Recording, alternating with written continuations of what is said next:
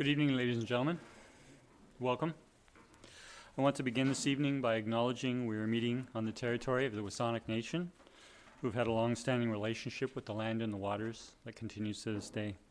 I'd now like to call to order the meeting, our regular council meeting for Monday, March 11th, and we'll begin with public participation. A reminder that speakers have approximately 3 minutes. Those wishing to speak, we'd ask that you approach the microphone, press the little button to bring the red light on, and give us your name and address. And I'll call for the first time. Are there anyone wishing to speak this evening?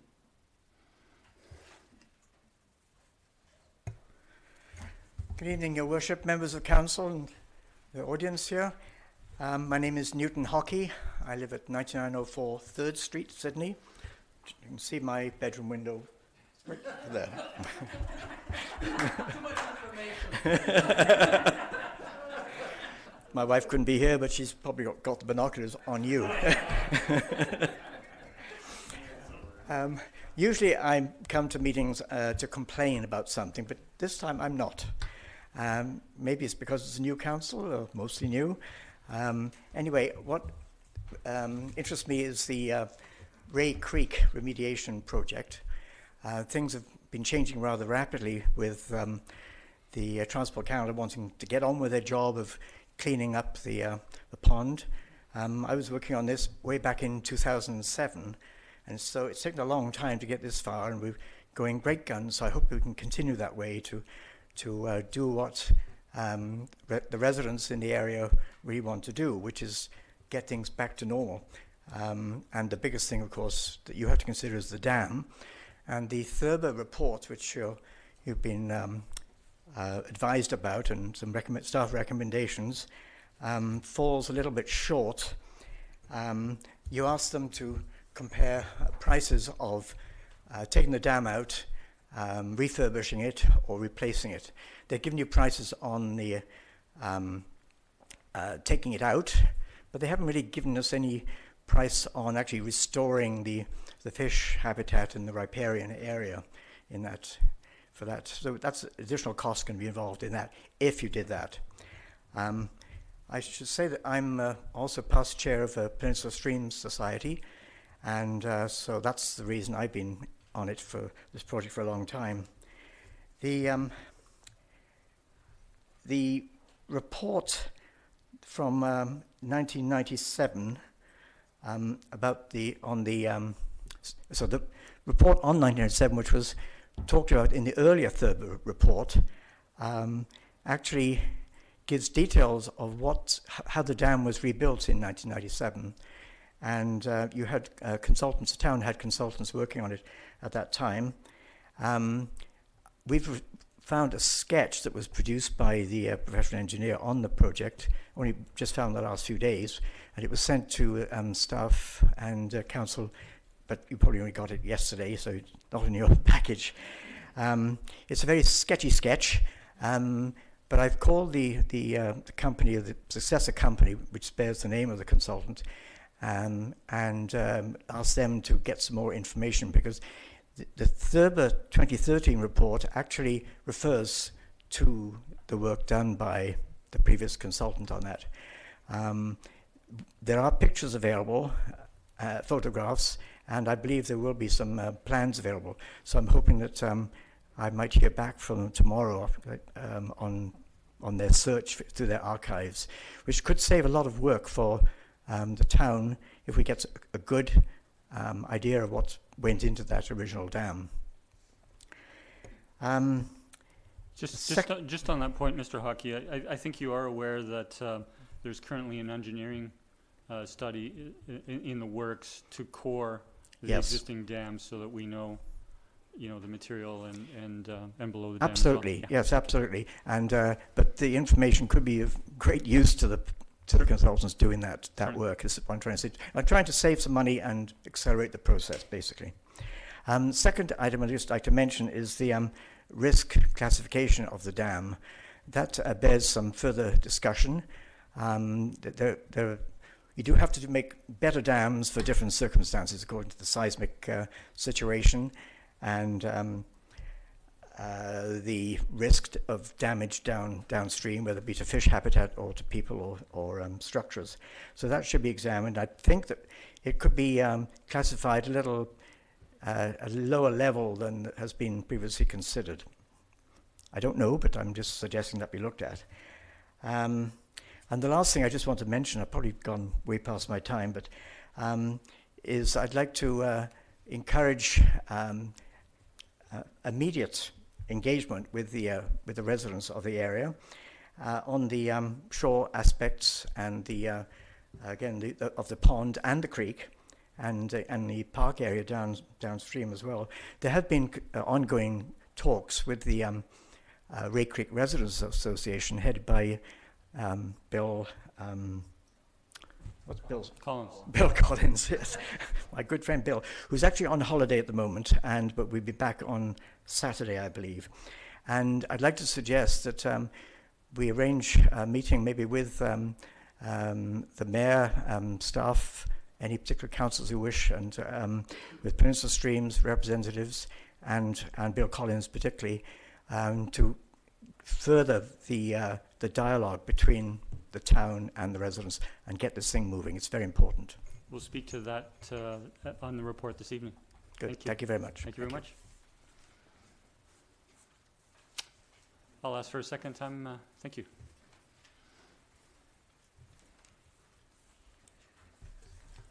Good evening, Mr. Mayor, Council. George Shelf, 10230 Bower Bank, and my bedroom window faces east. You're safe.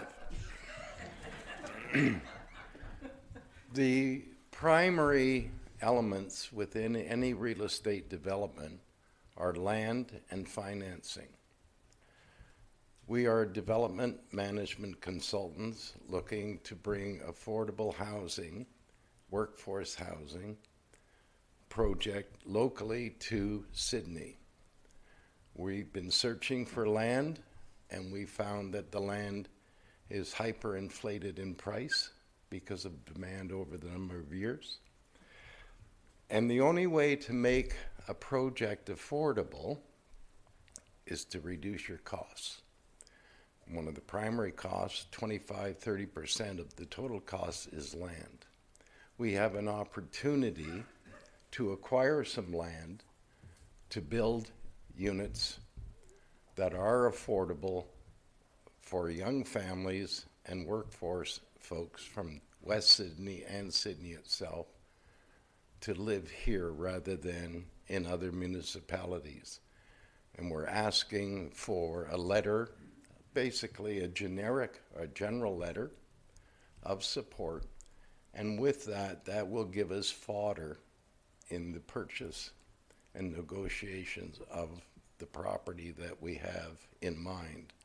We will be representing a nonprofit housing society who are local and will be operating the project. The various details will come forward with our application for development permits and the drawings, etc. And I'd like to, at this time, thank Randy for his direction in making sure that I come forward with a general letter rather than basically say you have a carte blanche. And thank you very much. We look forward to receiving a letter in support from Council.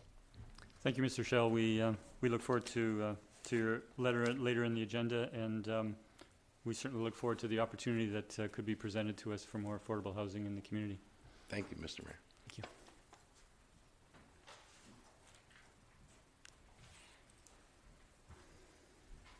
Good evening, Mayor and Council. My name is John Trelevin. My bedroom's faces east on 3rd Street. I'm a happy resident of Sydney, and I'm delighted to have the opportunity to address you, Mr. Mayor, as the director of the CRD. Having passed the budget last week, the enabling documentation also authorizes a portion of tax collection from us for the CRD. I'll quote from Mayor Helps. The CRD has taken a bold step today, joining Vancouver and Halifax in making a climate emergency declaration. More than just symbolic, a symbolic declaration. The motion means that we will take more accelerated action to reduce and eliminate carbon pollution in our region.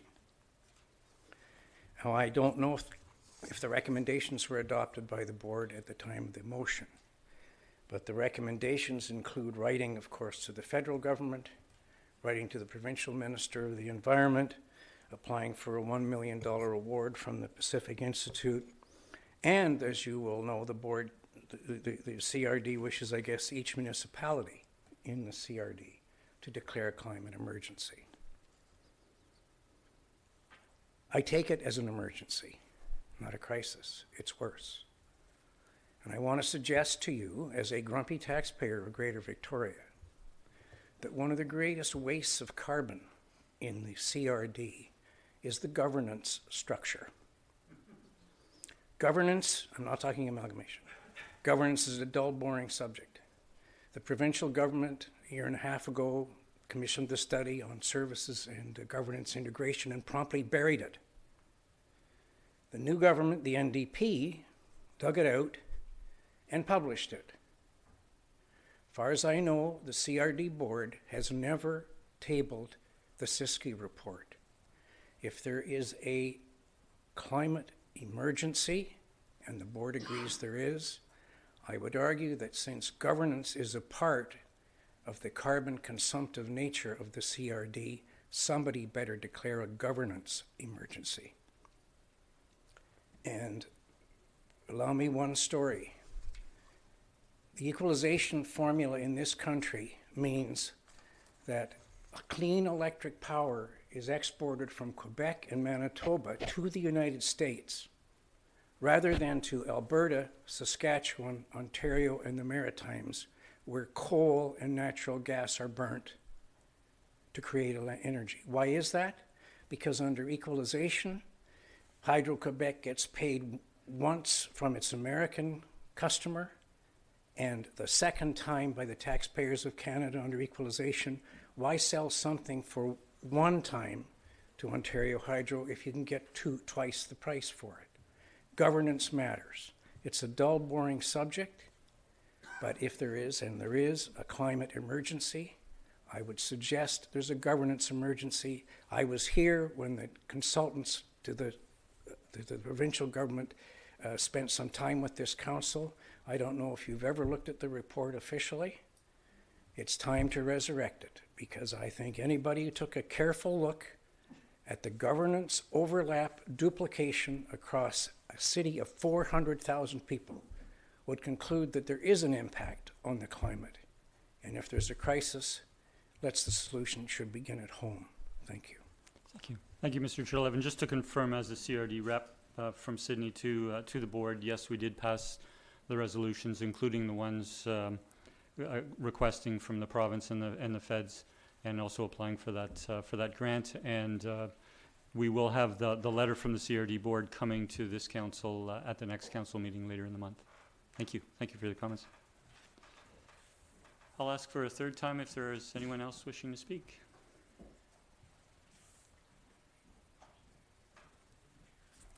Jocelyn Gifford, 10448 Albay Road. Friday, March 8th was International Women's Day. I want to recognize and express appreciation to Councillors Fallett, Duncan, and O'Keefe. Before the election in Sydney, it was not unusual, for me at least, to hear from residents, we need more women on council. There's tons of evidence that communities are better served when their politicians and administration reflect the diversity found in the community.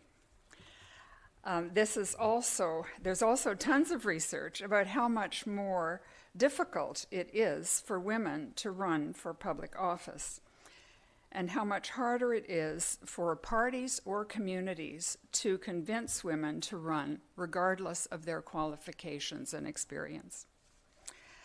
I want to thank all members of council for stepping up to serve this community, but in the context of that research and experience of women in public office, I especially want to thank our women counselors for your work, your skills and dedication, the intelligence and thoughtfulness that you bring to serving us. Just going further a bit are about institutions reflecting the communities they serve. I also want to recognize women staff, especially the very competent Sandy Nelson, the multi-talented Paula Cully. Judging from the appearance of senior staff at council meetings, Sydney probably qualifies as a male-dominated workplace. I've worked in some of those way back in my career. I hope that the desirability for staff to reflect the community is taken into account on the rare occasions when there are staff vacancies. I understand that Alison Verhagen will be returning soon and look forward to welcoming her back. Thank you.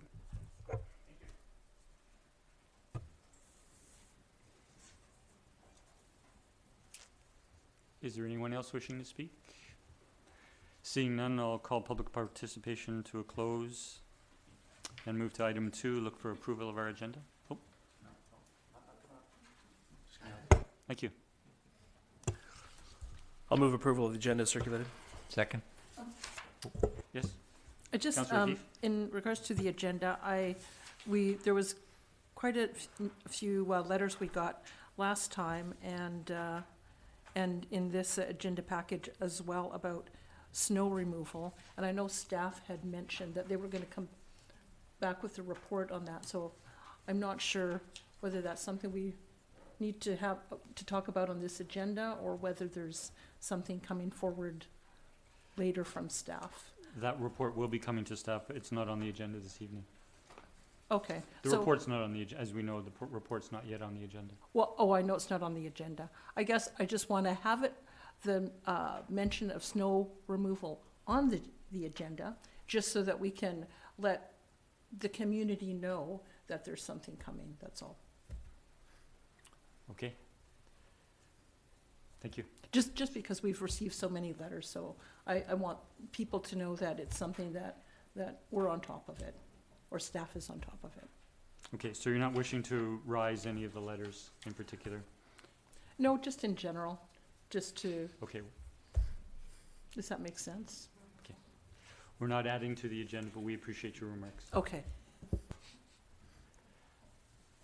And I'll call the question. All those in favor? Motion carries. Thank you.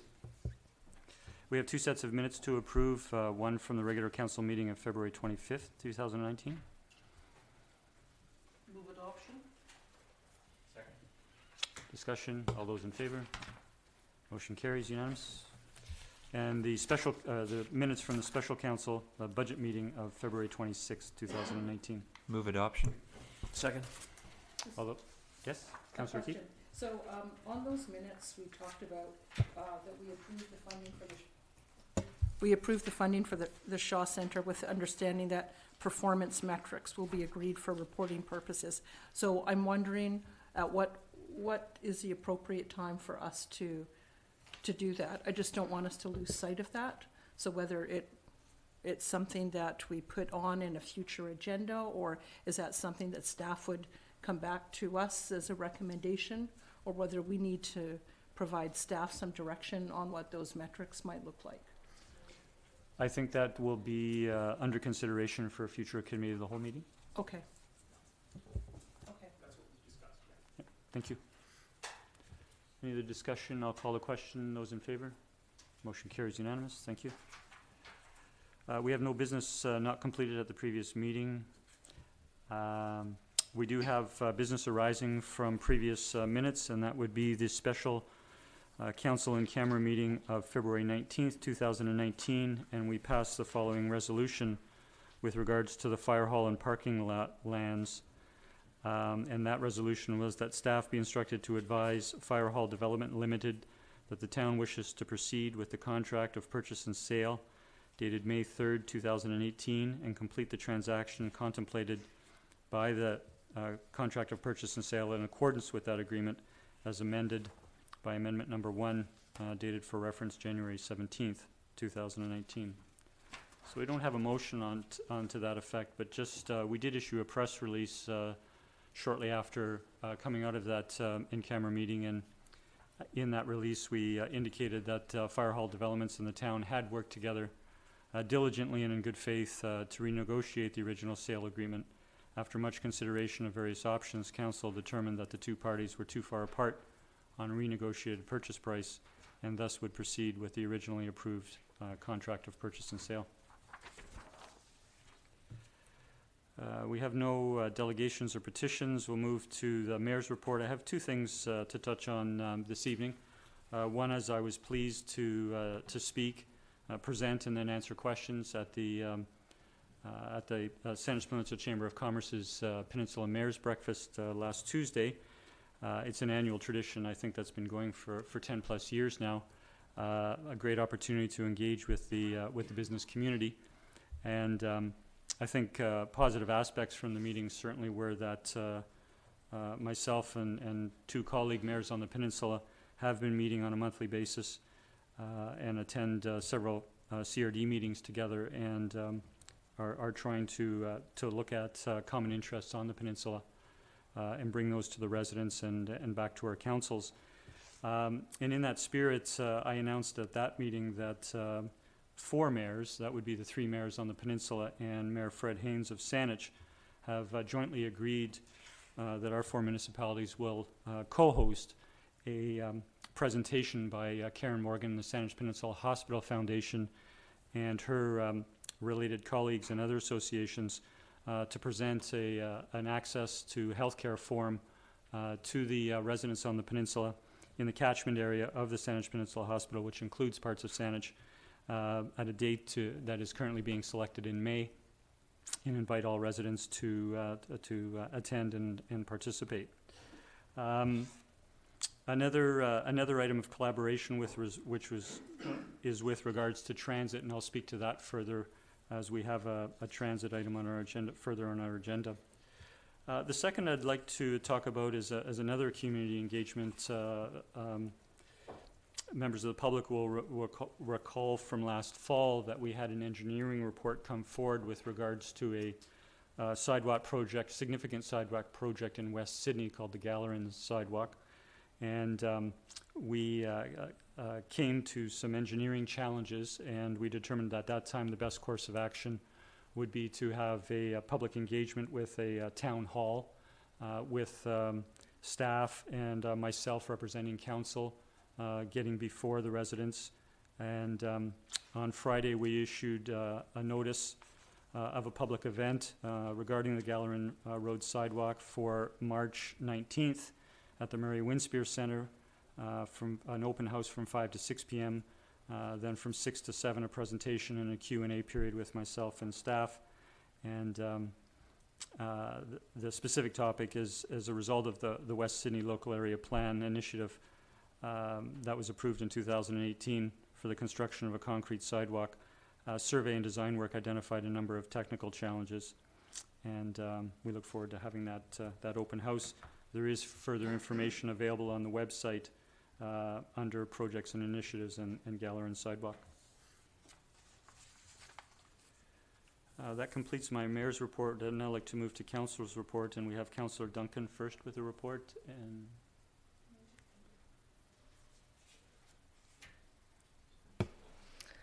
all right, so I'd left this, so it's kind of come out of the news cycle, but so I'm on the CRD Regional Water Supply Commission. At our February 20th meeting, the item that we were discussing was whether we were going to take a position on any proposed routes for alternatives for the Malahat. And I know that got a lot of play in the press, so I thought I'd kind of bring that forward for our townspeople in case they were curious. It was a unanimous vote. Everybody on the commission voted for the position we took, which was to place itself on record opposing highway infrastructure developed in the Greater Victoria Water Supply Area and the Drinking Water Protection Zone. So far as we know, no such route has actually been proposed within that area, but we had decided that we were going, because it was within, there were routes that had previously been proposed or explored in consultants' reports within the Sook Hills watershed, that we just were going to come right out on that. There was also some feelings on the commission that even though it was technically not within the boundary of the protection area, that whole Sioux Hills forest area is important in the protection of our watershed. And for people who don't know, we're really take a hard line on the protection of our watershed because our water is so pristine. We don't filter it physically. And so if there was to be a sediment release or something like that has happened during the Mackenzie interchange construction, and that did impact our water supply, that would be a very instantly bad news for us. So we wanted to be really proactive in making sure that we made sure that that sort of thing would be minimized. We knew that the CRD board has agreed to form a working group with the province on that. So we wanted to write a recommendation to them about when they went forward with negotiations. We understood that one of the other councillors had brought forward a similar resolution for the Parks and Environment Board, but since their minutes haven't come out yet, I assume that they also agreed something unanimously, but I haven't checked. Their minutes haven't come out. So related, again, to our water supply, and I feel like Councillor Wainwright scooped me on this one a little bit on his Peninsula Affairs show on Radio Sydney. There was a crane truck that overturned on Lochside Drive at the end of January. And so the CRD manager, Ted Robbins, was talking to Peter about that and talking also about the earthquake preparedness of our water infrastructure. So they had to leave the truck there for a while, and the CRD had to get involved in removing the truck because where it overturned was actually next to water main number 4, which is the only main water main that goes out to the Saanich Peninsula. And so if anything had happened to that water main while they were removing that truck, we all would have lost our water.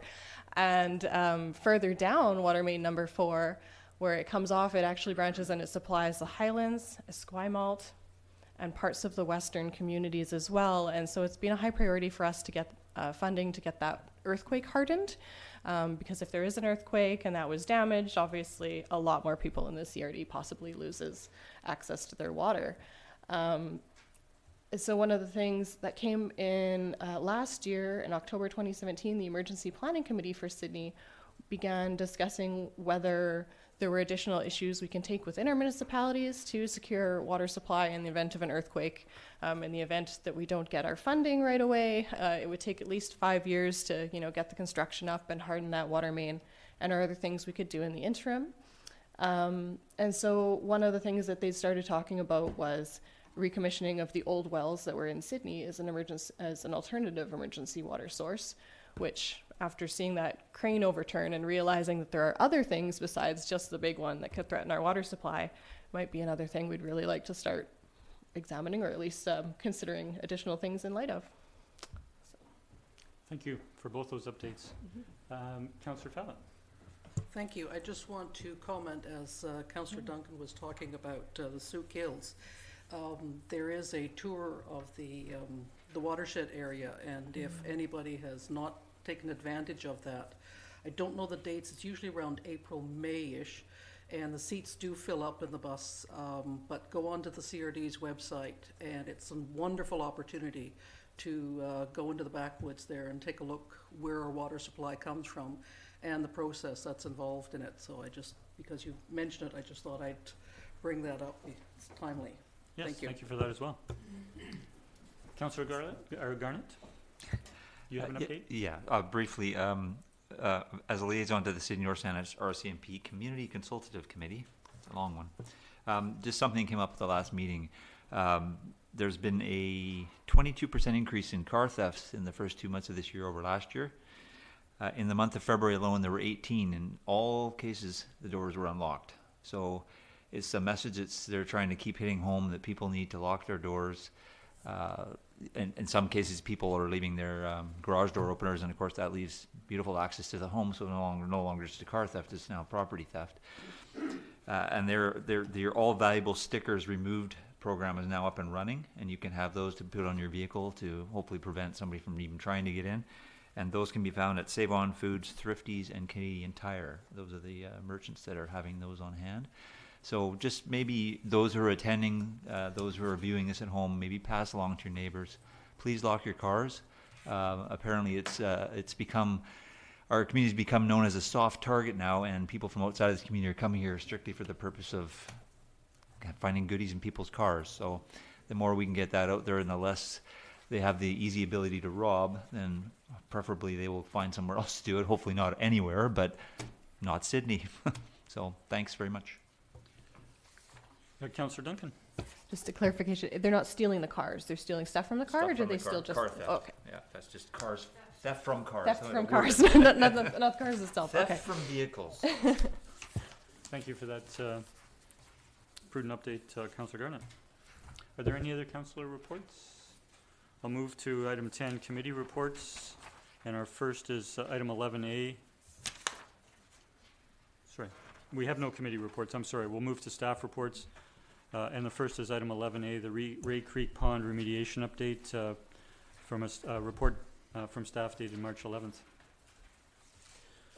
I'll move the recommendation that council approve the interim retention of the Ray Creek Dam and Pond to facilitate the design, tendering, remediation of the creek pond in 2019 by Transport Canada.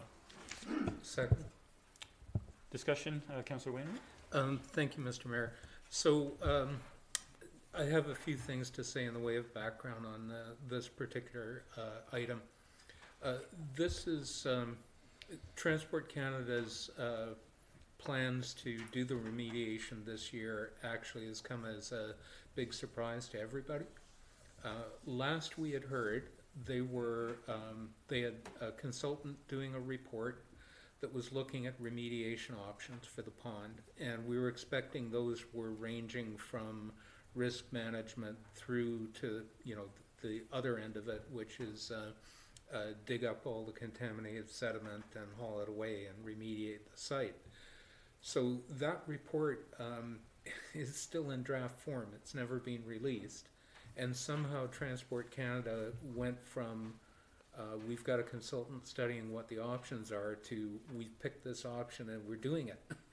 And we're doing it in a couple of months. So that's caught everybody by surprise. One of the other factors in this is that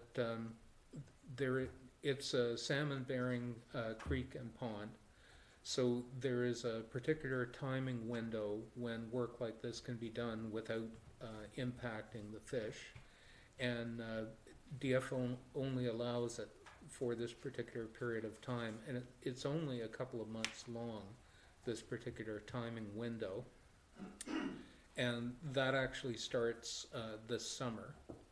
So Transport Canada has got to get all of their plans organized and get their tenders issued and pick their contractor and have all that in place to actually get started and get the work done within this time frame. And at this point, we do not know where they're going to take the contaminated material and what they're going to do with it. We also don't know what their plans are for getting the heavy equipment in to the pond and how they're going to get the material out.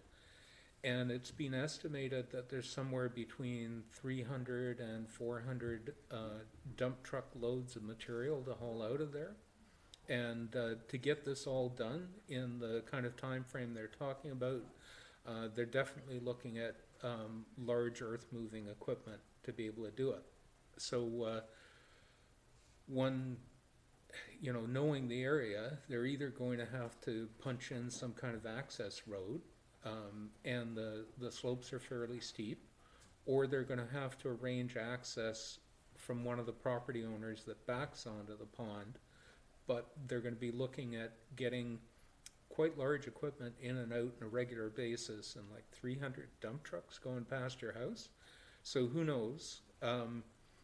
But in terms of the town responding to this big remediation project and actually doing the landscaping and whatever, restoring the area around the pond, we're lacking the critical details of what they're doing. We really don't know when they're going to be finished, and it's essentially impossible for us to match the timeline for us to be able to do the work this year. So we're undoubtedly looking at having a project next year. Like, there is no way that we could deal with either replacement or rebuilding or removal of the dam this year just because of the timing. We don't know when Transport Canada is going to be through, and because of that we don't know when we can start, and we also don't have some of the key details that we need to make the decision about, do we take the dam out, do we build a new one, etc. So this has come all very quickly to us, and we're finding ourselves in a situation where we simply have to do the best we can to accommodate the work that's going on, and everybody would like to see the remediation done. But as I say, there are a lot of factors creating quite a bit of uncertainty, and actually even going to the residents and trying to lay out what the options are, we lack a lot of key information. So my expectation is, yes, we're going to reach out to the residents and give them whatever information we can, but we're not in a position to make any final decisions now, particularly because we don't have any details of what Transport Canada's plans are. And that's why the motion that's being made tonight is to approve the retention of the dam on an interim basis, because in fact it really doesn't seem to matter what decision we make tonight. Transport Canada is not going to be able to, they're going to be struggling to get the work done as is. They're undoubtedly not going to be able to work collaboratively with the town to modify those plans, and we're not going to be able to do anything about remediating the dam or taking the dam out until next year, which gives us time to go through all that public engagement. So that is some of the background. In terms of some of the other stuff that was mentioned tonight, the dam is now registered with the provincial system. It's in their dam registry, and there are standards that we have to meet, and a qualified professional has to essentially put their stamp on the dam, the new dam, after we remediate or rebuild, indicating that it's meeting those standards. So regardless of what we might like, we have to get a qualified professional to do the work necessary so that they can put that stamp on it and the town's liability aspects are covered. And that's one of the reasons that that we're going ahead with the geotechnical work, coring of the dam. If the information that exists in files is good enough for the qualified professional to put his stamp on it, that would be great. But they do appear to be aware of all the reports that are on file. They've actually referenced them in their Thurber Engineering's report to us. So I confess I will be surprised if something suddenly turns up that is adequate for the qualified professional to put his stamp on it. Thank you for those additional details. That's helpful. Councillor, I think Councillor O'Keefe was next, or No. Councillor Rintoul. Thank you, Mr. Mayor. And I appreciate the comments in the background that Councillor Wainwright has provided. Certainly very, very excited that Transport Canada is moving forward with this long overdue undertaking, and I support the recommendation that's here, acknowledging, as Councillor Wainwright has pointed out, that this is more or less, not your words, but a phased approach to what needs to happen, and this needs to happen first, and it needs to be done right. And to that end, I'd certainly like to suggest, to the town and town staff in terms of the level of oversight, the level of understanding we have, particularly as Councillor Wainwright referred to the number of high volume trucks that will be traveling with the contaminated material, and I would suggest probably the danger of some of this material getting on the wheels of trucks and hence spread around its route in which it's going to be transited for either storage or treatment. And so really important for the town to have those fundamental understandings and to be very concerned about that particular process. So I wanted to highlight that, if I could, Mr. Mayor, to raise awareness of that issue. Thank you. Thank you. If I might add that, sorry, Councillor O'Keefe, did you wish to speak? Yeah, well, I can wait. Just to add, so in the staff report that we're receiving tonight, it does mention a community engagement process that should be considered significant, and it mentions the April to July period. We're probably looking closer to July because we do need the detail from Transport Canada before we can go to the public.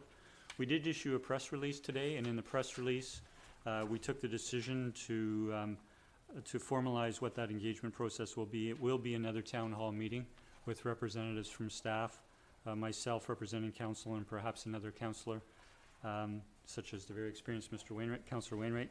But we will need more information from Transport Canada. This is a large project, and given the nature of it, we want to keep the public fully informed, not only through the town hall, but we'll continue to do so through the website. Councillor O'Keefe. Thank you. So yes, I agree with the recommendation that we should move forward with it, even though it's a short time frame. My question to staff through you, Mr. Mayor, have to do with similar comments brought up with colleagues in terms of, and mentioned earlier this evening about mitigating the impact of the surrounding area, not only for the residents, but for vegetation and whatever animals and things are working on there. And I think it was mentioned that in the original quote that there wasn't any provision for that. So I guess my question to staff is, does the town have any input into the statement of work in terms of things that we want to see in there, in terms of, I guess, a construction plan, like we would with developers here, in terms of mitigating those impacts and for residents and the surrounding habitat? Through the Mayor and Councillor O'Keefe,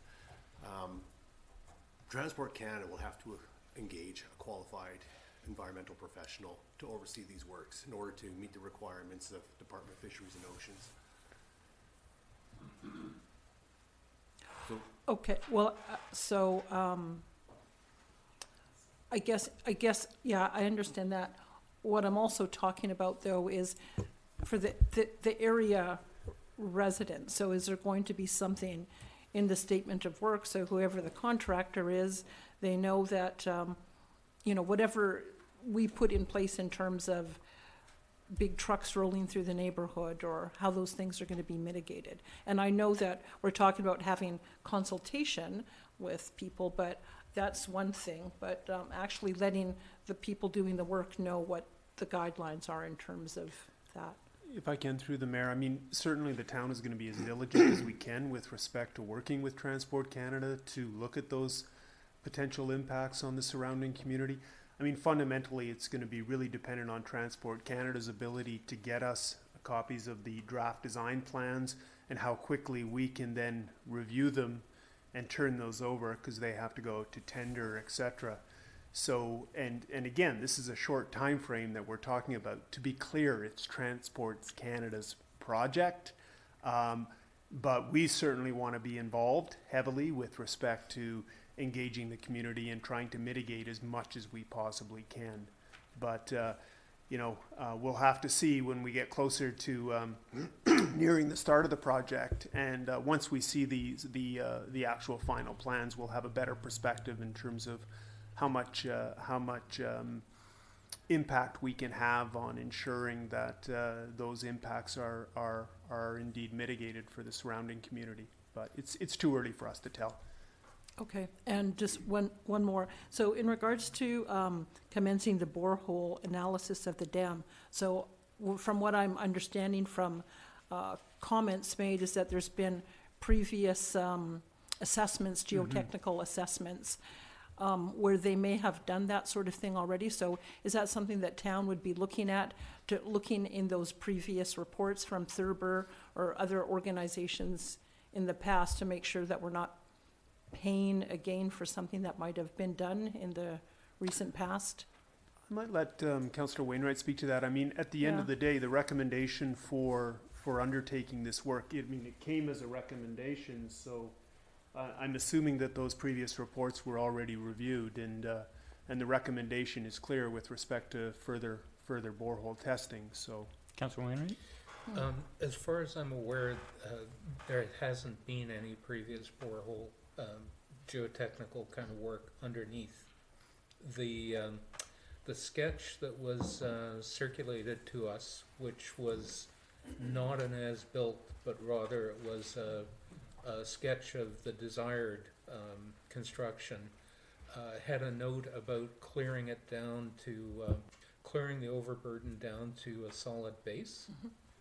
But we don't have any information about, one, whether they actually did that. One assumes they did, what they found, and actually, even if it appeared to be solid, did they confirm the depth of that solid base and the material? And typically that's done by boring, and there's no indication that boring work was ever done. So Okay. it could be that something's going to be found in files that isn't in any of the reports, but the information that we have is essentially that the qualified engineers require that information in order to be able to confirm the adequacy of the plans. Oh, yeah, I get that. I just wanted to make sure that we haven't already paid for that in the last few years to get that done. And if I could just add, we're expecting that Transport Canada is going to have to stabilize the banks around the pond, because this is pretty big excavation, and it is steep slopes. The soil has been quite saturated from the water levels. They can't just dig it out and leave. But the question of exactly what should be done in terms of what the riparian areas and the park should look like at the end of it, actually, we'd like to hear from the residents before we make those final plans. So the Transport Canada project, we're expecting they're going to have to leave it in stable condition, and then we'll have to figure out what has to be done from there. And and again, we're lacking some of the information. If Transport Canada punches in a road to get construction equipment in and trucks out, do we want to keep that road? Do we want to restore it to the previous condition? We have no idea, because we really haven't had that discussion with the residents yet. And I don't think we're going to have the time to fully work that out before Transport Canada is tendered. Thank you again. Councillor Wainwright, I'll go to Mr. Humble and then to Councillor Garnett. just a really quick follow-up to the previous comments by Councillor Wainwright with respect to not having the details. One of the key elements to this will be an agreement that Transport Canada will be looking at between the town and ourselves regarding the details of the scope of work, etc. And so we're anticipating that's going to come forward as a draft. We'll be reviewing that, and we'll have an opportunity to respond on the details of the draft, and we'll probably obviously want our municipal solicitors to look at that as well. So that's something that we haven't yet seen, but hopefully we don't see that at the 11th hour as well. Thank you, Mr. Humble. Councillor Garnett. Yeah, just reading from the report, from a financial perspective, the complete removal and replacement of the existing dam is the most costly option, with the above other two options being less costly. Understandable. Are we reasonably confident, question to staff through you, Mr. Mayor, reasonably confident that the $600,000 we've put aside in the budget this year will be more than adequate to cover the costs of replacing the dam? Through the mayor to Councillor Garnett, the last cost estimate we received about a year ago was just over $500,000, so we think 600,000 is a safe figure. Great, thank you. Councillor Duncan. Thanks. I wanted to just follow up. So we've talked about having to still have discussions with Transport Canada about and from the residents about what sort of reclamation might be required once that is remediated, and things like, do we want to leave roads? Probably the condition of the riparian area might also depend on whether we remove the dam or not, and whether we're going to be redoing work. So we know that Transport Canada has the legal obligation to remove this, or at least they've agreed that they do, to remove the contamination. Do they have, or have they ever brought up before, do we know that there's a obligation for them to have some sort of money set aside to help us in funding any of the restoration work? Or is that something we still need to discuss with them? I'll take that question through to Mr. Humble. Yeah, they made it very, very clear that any work associated with the dam, either remediation or removal, it's the town's responsibility. Oh, to clarify, not the dam itself, but after they've scooped all the sediments out. Yeah, and even if we leave the dam in place and it's fine, there's going to be habitat restoration that needs to go on. Probably some, maybe riffle creation, rock addition, replanting, and that would cost money. So I don't know if there's some funding that we can ask for them, or we're on the hook for that. Yeah. Through the mayor to Councillor Duncan, if the dam's going to remain in place, whether we rebuild the existing dam after these geotechnical tests, or whether or not we build a whole new dam, it's basically just going to be a 2 meter deep pond. I mean, right now it's about a foot deep because it's so full of sediments. So it'll remain as a pond. We could look at some of the riparian area around. Maybe there's some plantings that we would do. As far as an access road into the site, probably the easiest location is down around the dam off of Westbrook Drive. If we are going to be in the process of rebuilding the dam, it almost makes sense to have Transport Canada leave the road there, leave it for the year, so that we don't have to rebuild another road to get access in there with equipment. Those are the things we'll work out with Transport Canada in this agreement that Mr. Humble talked about just a few moments ago. If there were riffles, that sort of thing, that would be, with the dam gone, and we revert back to a natural stream channel. The one big concern with that, though, is if we lower the water level too greatly, fish may not be able to pass through the culvert under Kenora Drive, which would mean some sort of a fish ladder or fishway would have to go through there. So that would have to be a consideration in the decision-making process. Councillor Garnett, then Councillor Wainwright. I guess another question sort of tagging on that to staff is we're talking about big machinery, big trucks. What about damage to Sydney infrastructure, and what liabilities they have to that in terms of the fact that road and all that work was just completed a year ago? And I'm thinking there's a possibility that there could be some damage to what we've just put hundreds of thousands of dollars into fixing. So do they have some kind of liability with regards to that in terms of if something happens?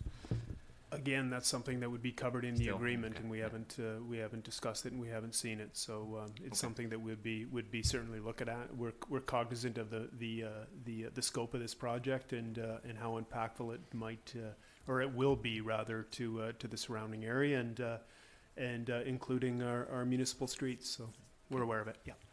Councillor Wainwright, then Councillor Keith. Yeah, I just wanted to respond with some additional comments about the remediation work that Transport Canada is likely to be required to do. DFO is going to tell them what they need to do, and typically on something like this, they will make the proponent salvage, as in catch, as many of the fish as they can from the pond before they start all the construction, because that's undoubtedly going to kill everything in the pond. The heavy equipment and remobilizing all the contaminants into the water. They'll have to put those fish somewhere because there's actually quite a lot in the pond. At the end, they'll be looking at reintroducing them.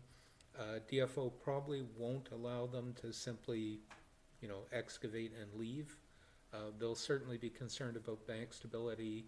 They may have some requirements for replanting and such, and that's all going to be part of the discussion that we'll have to have with Transport Canada and future plans. But some of the questions from the residents' point of view, currently, with the exception of the people who actually live on with homes backing onto the pond really is not accessible. The slopes are steep, there's no trail into it. It's a really nice area. We could possibly put a trail in and, an area with some seating or whatever so people could enjoy it. But that would be a question of, is that what we want to see? So we have quite a bit of work to do to figure out the post-construction plans. Councillor O'Keefe? Last question, I think, to do with reclassification of the dam. So a question to staff through you, Mr. Mayor. So my understanding of dam classification, I read through the Thurber reports for 2013 and 2018, and it appeared that both of them recommended that they be looked at again for classification, I believe. And so it seems like that would be a good thing to do prior to rebuilding or repairing the dam if required, because it might reduce our costs if it was classified at a lower risk level. So I'm just wondering if, in looking at this 6 steps here in terms of our plan for moving forward, whether that reclassification is something that we would be looking at some point. Through the mayor to Councillor O'Keefe, yes, we would look at the classification. That would identify all the downstream targets if there was a dam breach. One of the biggest infrastructures down there that we'd have to be concerned about is the Pat Bay Highway. So is that something that would be done, I guess, after the geotechnical report or beforehand, or I'm just wondering at what point do we? Yes, it would be done after the geotechnical report. Okay. When we're in the design phase for either rebuilding the dam or renovating the existing dam, if we're going to be keeping a dam. Okay. The classification will happen at that time. Look at all the downstream targets. Okay, so that would be done before we start building or repairing the new dam then, is what you're saying? Yeah, okay, thanks. Any other discussion? So just to summarize, I want to be clear on the public engagement. I mean, given the nature of this project, the magnitude and scope of the project, we will do a town hall when we have more information prior to Transport Canada commencing. But there will be a phase 2, and upon the work of Transport Canada, will then have a second engagement with the community in terms of what the future will look like there in terms of amenity and function for the pond and the dam. I'll now call the question. All those in favor? Motion carries unanimous. Thank you. Move to item 11B, marketing and promotion, use of the downtown employee parking lot. We have a report from staff dated March 5th. I'll move receipt for information. Second. Discussion? Councillor Wainwright, then Councillor O'Keefe. Thank you, Mr. Mayor. The report's good information, and not disagreeing with anything in it. The one thing that we haven't done, previous council didn't do it, and the current council hasn't done it, is had any discussion about the expected use of that parking lot. So, for example, I'm quite concerned that it doesn't get used as a park and ride, because the original proposal that was brought to council, and the reason I voted for it, was to try to provide some relief for employee parking in residential areas. And the report that we have in front of us, and in fact we did, at the time we were expecting it would be used for overflow parking for events at Mary Wynn's Fair, so that was definitely part of it. But general public parking was not something that was ever discussed. And I guess before we actually start marketing and promoting the parking lot, I think there should be a conversation about that kind of thing. And I recognize that the Mary Winspear, or MPS, I should say, will be managing and operating the facility. But since we're paying for the thing, it seems to me that we should set the parameters of how we expect it to be used and what we find permissible. And that's something that hasn't been done yet. So I'd like to see that happen before we start marketing and promoting. Councillor O'Keefe? Sorry, Mr. Humble? If I can, and with respect to Councillor Wainwright's comments, I guess if council decides to want to have that dialogue, it would be helpful for staff to know when that sort of might occur and in what format, whether it's at a committee of the whole or if it happens even this evening. But certainly with the impending completion of the parking lot, we're talking about paving in mid-March and looking at a soft opening in early April. If we're going to be looking at promoting and marketing this in advance of a soft opening, that information or that feedback from council would be helpful sooner than later. Thank you. So just to follow up, we have a planned committee of the whole meeting next Monday, a week tonight. So I would suggest we put it on the agenda for discussion at that time. Okay, Councillor O'Keefe?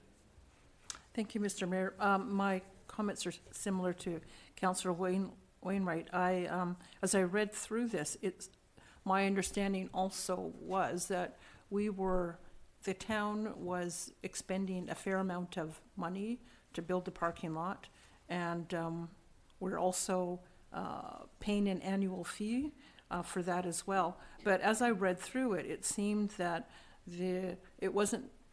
Mary Winspear Centre had more control over how that space was going to be used than we are. So a couple things that I was wondering about is that it says that we were going to use it for employee parking. However, in the agreement, it says that the public can use the lot during the day.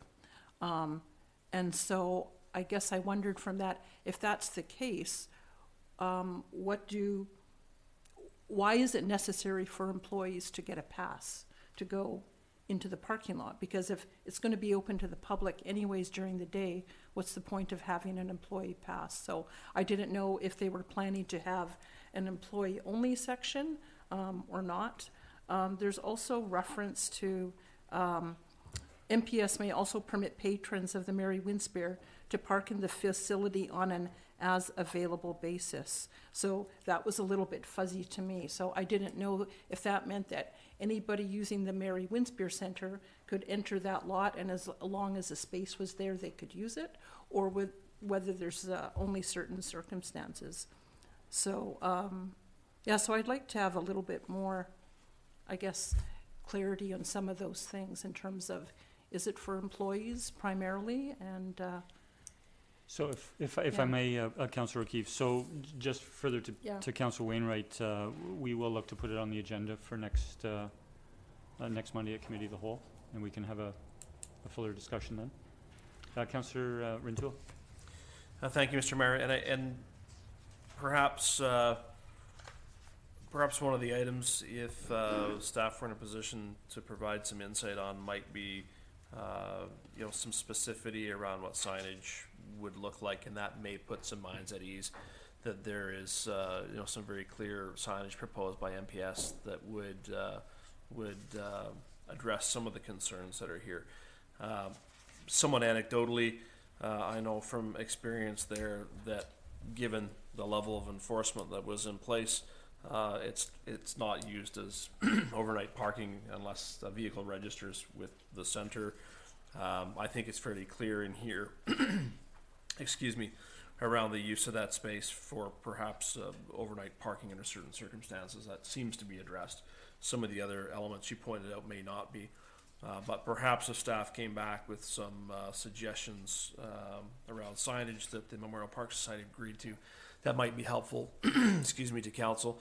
I sit as the liaison to the Memorial Park Society, and I will concur that, as is indicated here, that they would intend to use it for overflow space, and they would intend to use it for space, outside of business hours in Sydney, so to speak. So for an event in the evening, they would intend to use that space. And I just clarify that the compensation in relation to the parking lot, not the cost of building it out, but the compensation related to the parking lot, I think speaks for the fact that it is MPS property that the town is using. So I think it's the compensation element, I think, was fairly addressed here. Thank you. Thank you. Mr. Humble. Yeah, I just wanted to follow up that certainly the comments that council's raising will, absolutely take into consideration in terms of it. But, we do have it is a signed and executed agreement that we've got with Windspear regarding the parking lot. Regarding the discussion around public parking, and I reflect back on our discussions with NPS, one of the issues or challenges that they raised is meeting the requirements of the trust, with respect to the use of the lands. And quite frankly, I think the concern that they raised was around utilizing it, the potential for public parking. And again, I'd have to look back at the details associated with that, but I know that issue came up during the discussions with NPS. So there were some reasons, I think, why use for public parking was raised at the time. So I just wanted to point that out as well. No, we appreciate those that information as well. Any further discussion?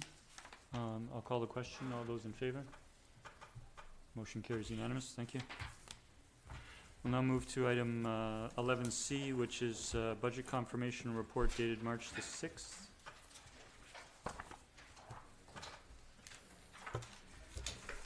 I'll move the recommendation that, number one, the council confirm that the disposition of deferred, reduced, or unapproved budget items has been properly interpreted by staff, and that, two, the council comment on the desire to further reduce the 2019 budget impact by using some of the proposed $2 million in unallocated proceeds from the sale of the fire hall parking lot sites or from the amenity reserve.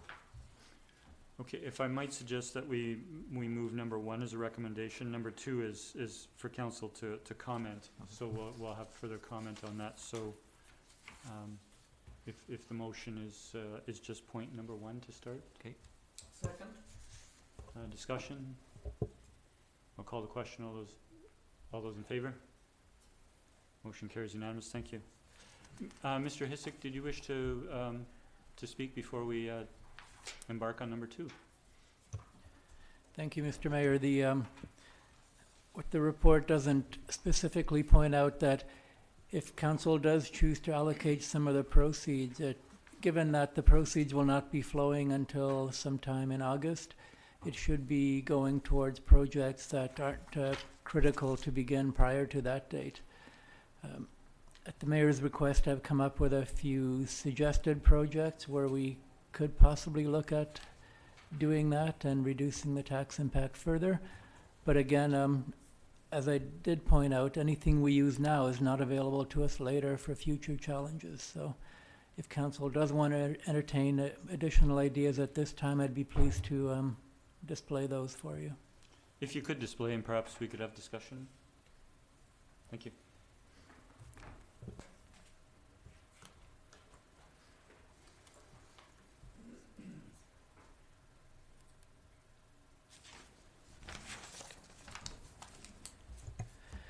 So I've identified about $120,000 of projects where we could potentially take some of the proceeds, allocate them once again to the Galaran sidewalk, and then take funding from there and throw it at these 6 projects highlighted in red. So that would be the RCMP boiler, as well as the 5 new projects at the very bottom.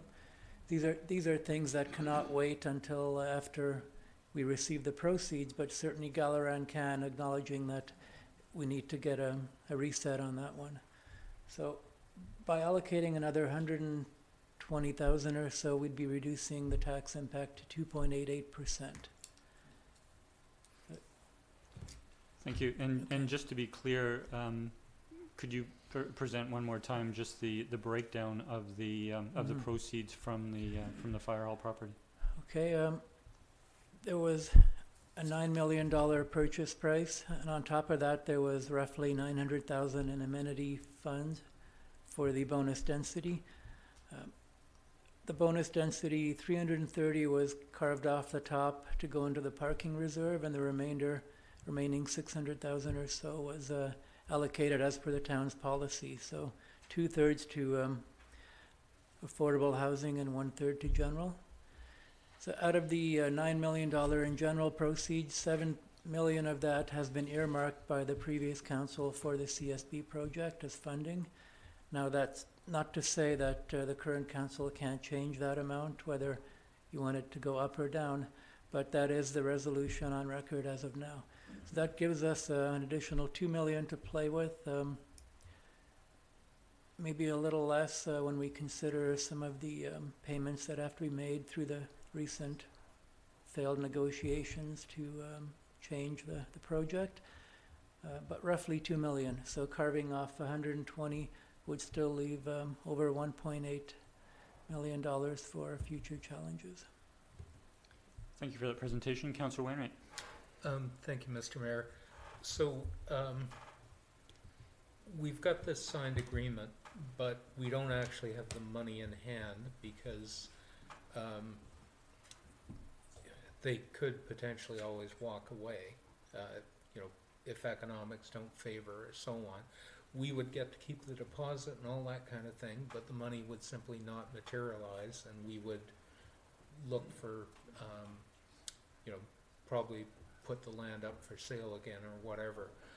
The thing is, the current budget is already making plans for money that we don't have in hand. And if we reduce the budget by another 120,000 based on money that we don't have in hand, that's just not something I'm really very comfortable with. And as I say, we're already making some significant decisions based on money that isn't in hand yet. So I would prefer, I guess the thing is, if the money does show up and we've got capital projects that have been deferred, we can always decide to move them forward. Ray Creek Dam, for example, we might fund without borrowing, but I'm not in favor of trying to reduce the budget further. Sorry, a question through to staff, or for clarification through to staff. The comment on the budget that is approved so far, that we've actually allocated money that's not yet received or uncertain to receive? Well, I think the $7 million we've earmarked for the CSB is one prime example of what Councillor Wainwright might be referring to. That's probably the most significant amount right there, and possibly future years' gas tax revenue streams, but probably the $7 million. Okay, and so with regards to these particular, with regards to the $2 million, if the land sale did fall through, the deposit that are in trust now is $500,000? That's right. Which we would keep in the event of the proponent not completing. So there would still be funding there, but your points are taken, Councillor Wainwright. Councillor Rintoul. Thank you, Mr. Mayor. I think I concur with Councillor Wainwright in the sense that I'd rather see the money in the deal moving forward and the money in our account before we look to spend it in that sense. But also from the projects that are identified, I might be leery of moving boiler replacement and wharf repairs into late summer, early fall, given that that's $80,000 of what's proposed here. I think I'm probably more comfortable leaving the status quo. Thank you. Councillor O'Keefe?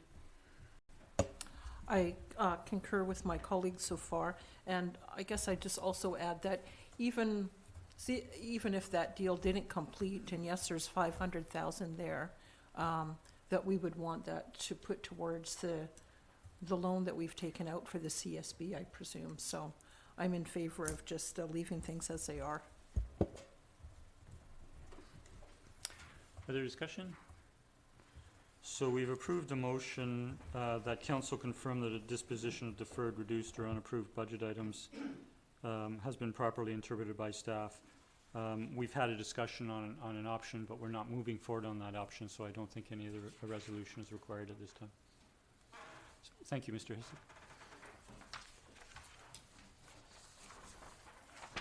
We'll move on to the next item, which is item 11D, the council expense policy FN 003, a report from staff dated March the 5th. I'm sorry, I thought we were still on the $2 million. We already discussed the 0.1 potential additional reductions to the general streetscape amenity reserve. And I had a comment about that one. I'm sorry.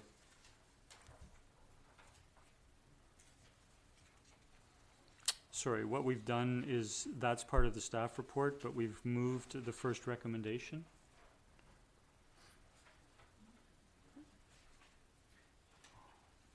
Did we vote on that? Yes, we did. voted on one, Yeah. and We- then we- were discussing Two. on two. Okay. Yeah, or from the amenity reserve. So we discussed. My apologies. Yeah, If- that's right. Yeah. If you'd like to discuss the amenity. Paragraph up above where you've got 1 and 2. Point well taken. Please go ahead. Right, so I had a comment there about, so he says approximately 40,000 remains unallocated in this reserve. And should we feel that any remaining capital projects may be considered as amenities, we could move some, to be used to reduce the tax impact. And when I looked at, I wasn't thinking about the tax impact, although I see that he has identified some in that list from the 2 million that I suppose could be amenities, like the hydro box revitalization and things like that. But at our budget, I just realized, I'm sorry, Sandy, I didn't have my microphone on. At our budget meeting, we cut the Eastview Park seating and the Orchard Ave sidewalk infill, which were $10,000 and $14,000, and these are amenities, and precisely the kind of amenities that we would get a developer to fund if they were going to be building something in that vicinity. So my proposal is actually that we put those things back in and use the general amenity fund to get some sidewalks and some seating in our parks. A question through the staff, if those funds can be allocated in that manner.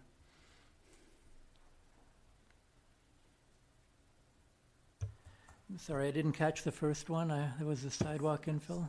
The first one was Eastview Park seating Right. raising, the $10,000 item, and then Orchard Ave sidewalk infill, which was the $14,000. Eastview might be a stretch, but it's really council's decision as to what you consider a community amenity. The other one, I think, is pretty easy to, Sidewalk, yeah. Is there any other comment from council? Would you like to make a motion? I would like to make a motion. I move that we use $24,000 of the general amenity fund to complete the Eastview Park seating and Orchard Avenue sidewalk, leaving $26,000 remaining. Do we have a seconder? 16,000. Math is good, yeah, thank you. Do we have a seconder? Further discussion? Councillor Fowler? If I may, through you to staff, the Eastview Park seating, I'm sort of looking at, there's a number of benches there and tables. Is a plan for more seating there? Through the mayor to Councillor Fallon, it's essentially a rebuild of the garden beds and the relocation of some of the seating, so there is the potential to add more seats to that location. Possibly a picnic table as well was looked at in that area. Thank you. I don't have a problem with Eastview Park the way it is. I know that we had previously discussed that staff was going to, for safety and security, to reduce the height of the shrubs down to the waterfront there. I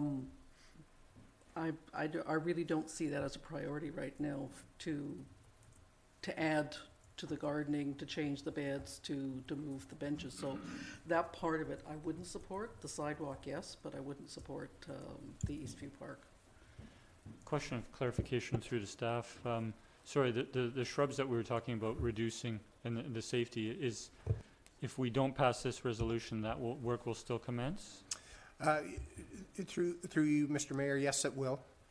Again, just another comment on that. We haven't really taken a good full look at Eastview Park in its entirety as identified in the Parks Master Plan. So this was just one little item that came forward as a little bit of urgency.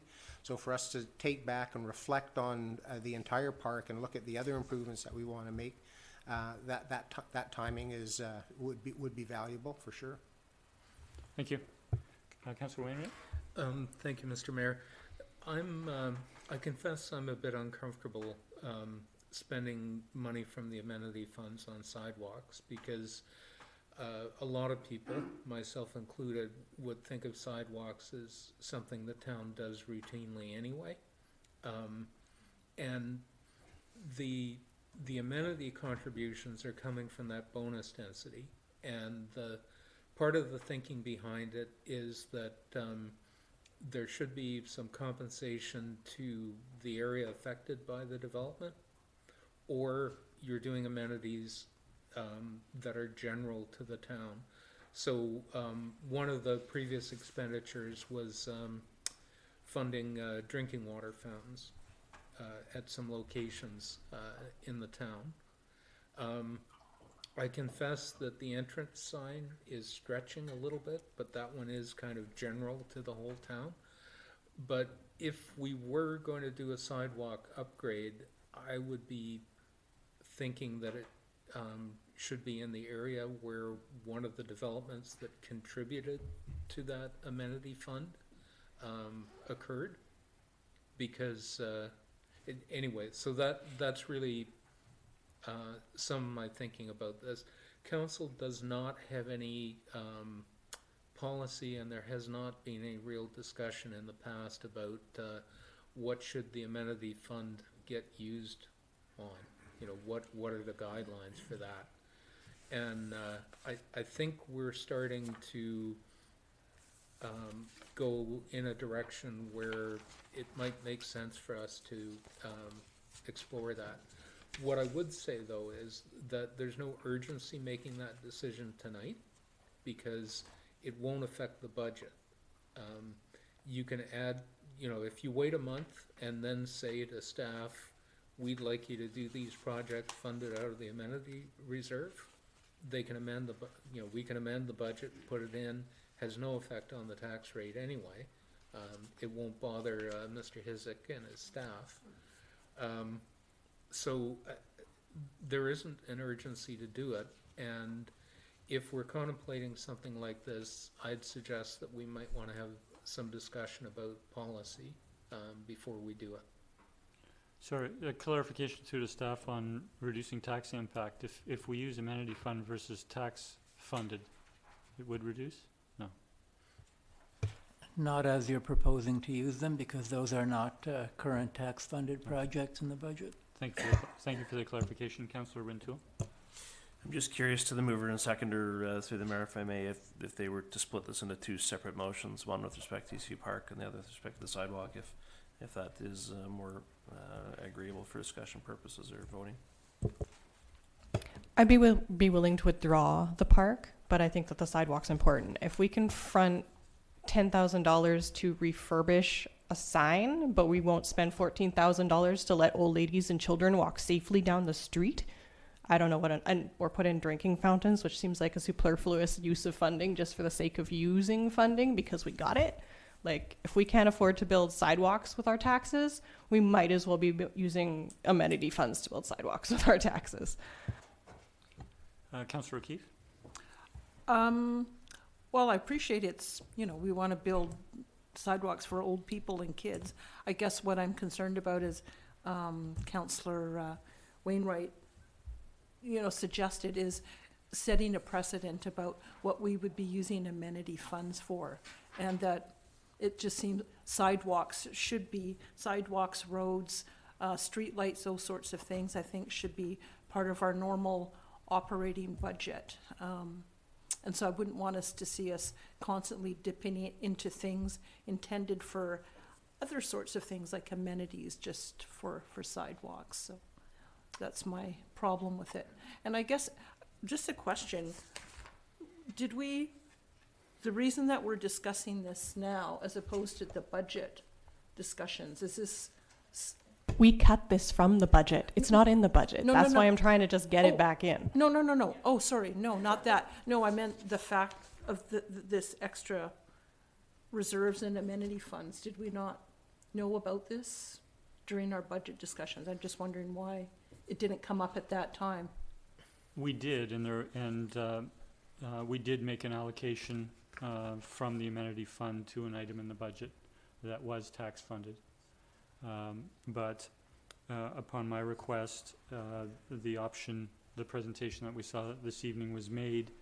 Council decided not to move forward on that. However, there was another aspect if we wanted to consider the $40,000 remaining. Oh. It's just, we're not revisiting the entire budget. There was just that aspect that Okay. we're looking at in conjunction, so. Councillor Fallon. Thank you very much, Mr. Mayor. I think the points that Councillor Duncan has brought up is good, and I think it deserves a conversation. Councillor Wainwright talked about policy, and I think that's important as well. We're dealing a little bit with philosophy as well, with the practicalities, and I don't want to rush this because I think it is an important conversation. And I would urge my colleague to perhaps set the motion aside, just cancel it, and look at this again, because as we know, it's not tonight or it doesn't happen at all. I would like to have a conversation, give us time to think about it, and go from there rather than rushing into it and perhaps not getting the results that in the end we all would like to have. Yep, sure, I'll withdraw. Okay, and the seconder? Yeah, okay. Thank you. And so to Councillor Wainwright's point, I think we will look for an opportunity at a future committee of the whole meeting to discuss council's consensus on the use of amenity funds going forward, and may wish to revisit that at that time.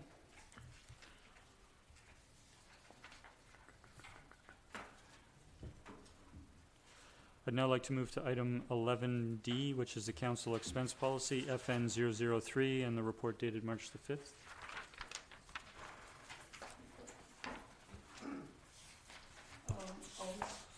I'll make the motion that council approve council expense policy FN-003 for discussion. Second. Any discussion, Councillor Fallon? Thank you, and I have had some correspondence with staff, and I just want to do some clarification when we get into the section regarding under discussion where we're talking about the council members should not be reimbursed when traveling to a meeting for which they are remunerated, such as the CRD board meetings. Travel to such a meeting would be similar to driving to town hall. The members essentially traveling to work, which is not normally considered business travel. I just want to ensure that the language is appropriate, that there is the possibility if a council member decides to submit a bill for travel time or travel expenses. And when I'm looking at that, it just seems to preclude it. So is there a way of rewording that, to specifically say that isn't? Through the chair to Councillor Fallon, that wording does not appear in the policy itself. It's just in the supporting report. It's just in the supporting document. Okay. My intent is that when we go forward, because we are creating a policy here, and I would rather that we create a clear I want to ensure that the policy is clear, that others aren't then going to revisit because they're not understanding it. That's where my focus is coming from. Councillor Fallon, would on the back page, which is Schedule A, travel expenses for reimbursement, under the last box at the bottom, transportation, personal vehicle use outside Peninsula, does that, so that's the actual policy.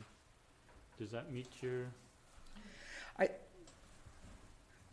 I think where my concern is because we're dealing, in the discussion, we're talking about the CRD specifically, and the CRD in their own policy has remuneration for attendance at meetings, and then separate to that, there is travel expenses in their policy. And when I look at that and then compare it to that paragraph in the discussion for that policy, I just want to make sure that there isn't a confusion about the intent. So, personally,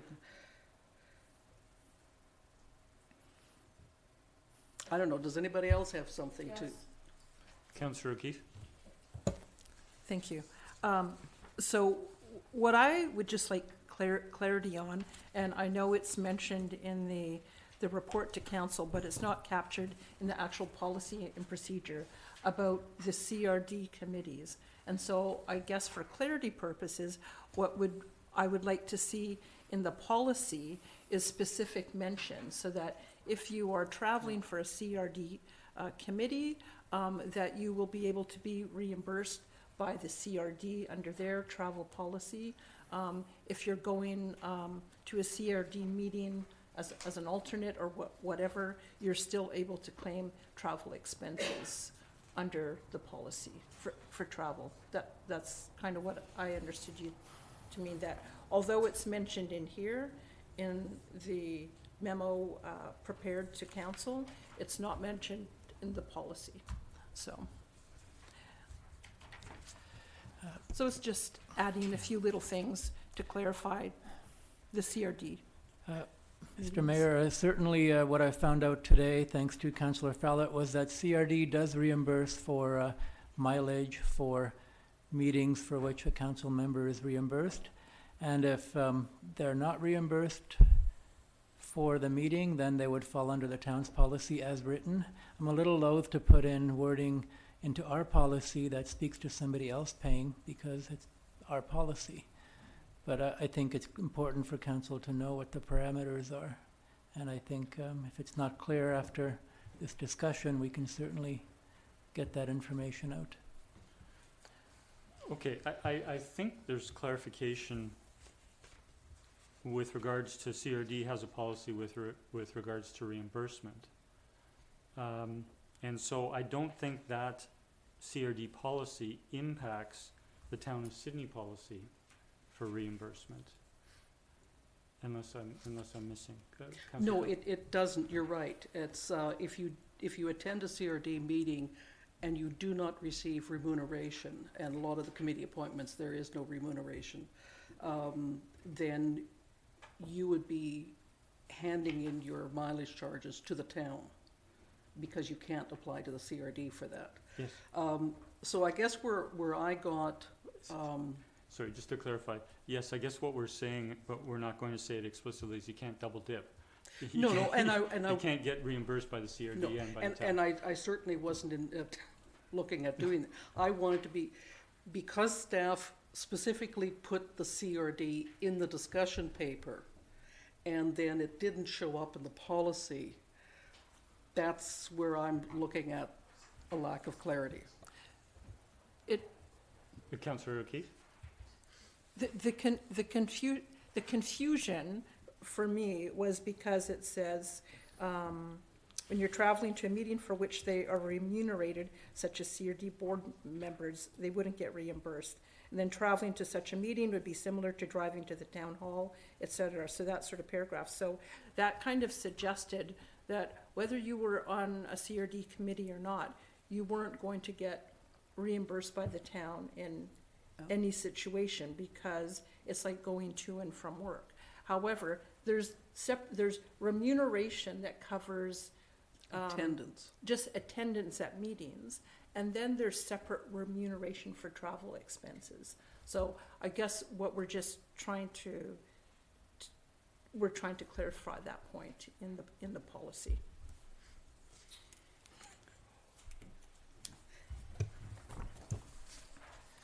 What staff were trying to avoid all along was a situation that would create a taxable benefit for any reimbursement we make. And in our mind, we still think that getting mileage for driving to work essentially falls into that category. CRD disagrees at this time, but I have brought it to their attention, and we'll see where that goes. we've heard the discussion, we know the intention of council. I think the policy as written is clear enough for us to take our direction based on what you've told us. If you want to strike that mention to the CRD and the staff report, by all means, go ahead and do that. Councillor Rintoul. I'm just wondering, Mr. Mayor, and perhaps through to staff or my colleagues here at the table, whether or not under Section 4 of the policy, non-compensated travel expenses, if there was some sort of preamble that indicates when reimbursed or compensated by any other party, the town will not reimburse. Something of that very general nature to be inserted that perhaps addresses this concern. Thank you. I saw literally the thumbs up. Councillor Wainwright. Thank you, Mr. Mayor. So, and then subparagraph number 2 says, council members shall be reimbursed when, for reasonable expenses incurred when attending a meeting, et cetera, as a representative of the town. So going to a CRD committee, potentially could get covered. I don't think we need to add anything for that. And as far as this double dipping thing goes, 3B says that travel expense claims must be approved by the mayor and either the CFO or manager of finance. None of those individuals is going to approve a claim if CRD is already reimbursing it. I don't think we need to do anything to the policy. Any further discussion?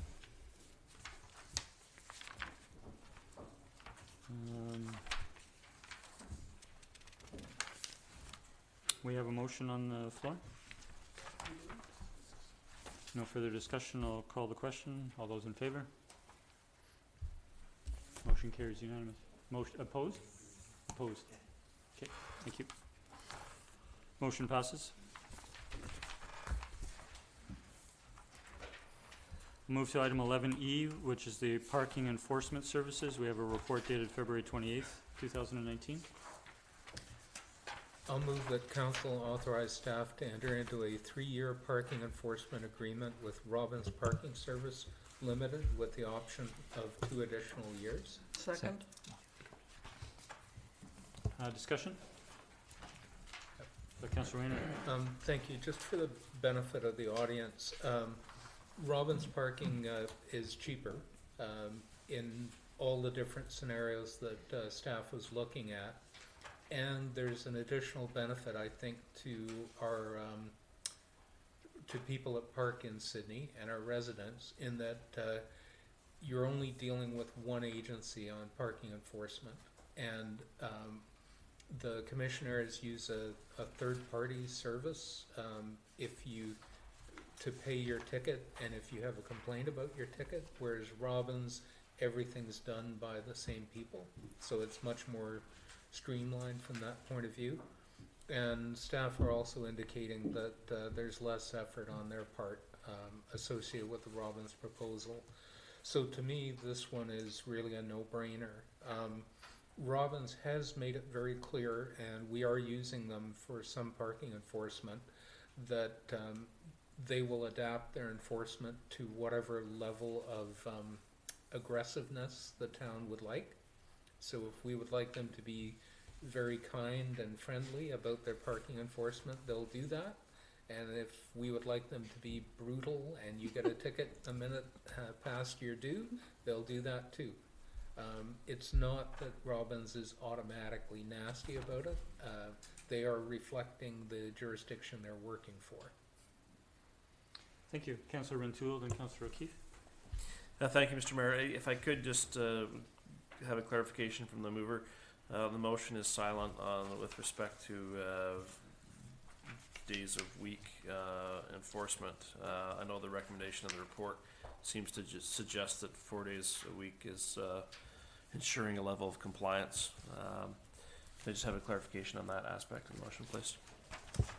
Certainly. So just to add to that, so we did request and have received enforcement costs for 4 days of patrol, 5 days of patrol, 6 and 7. And so if the mover could consider adding to their motion which number of days of service. I was proposing the 4 days a week, which is what staff are recommending, but we probably should have a discussion about it. Okay, I realize there's discussion of it in the report, but in the recommendation, it's not specified. Yeah, so I would, I'll just revise my motion that council authorize staff to enter into a 3-year parking enforcement agreement with Robbins Parking Service for 4 days per week, with the option of 2 additional years. Seconder concurs. Seconder concurs. Further discussion on the length of service, Councillor Rintoul and Councillor O'Keefe. Thank you, Mr. Mayor. If I may, through to staff, and perhaps it's in here, I didn't look at it through this lens. At some point during the contract period, would these rates hold if we wanted to add an additional day of service in, say, year 2, 3, 4? Absolutely. I think we tried to indicate in the report that our preference is to deal with the contract itself to begin with, and we would come back to council likely even as early as this year about potential changes, i.e. increases to the level of service. And we have the rates to do that at any time in the next 5 years. Councillor O'Keefe.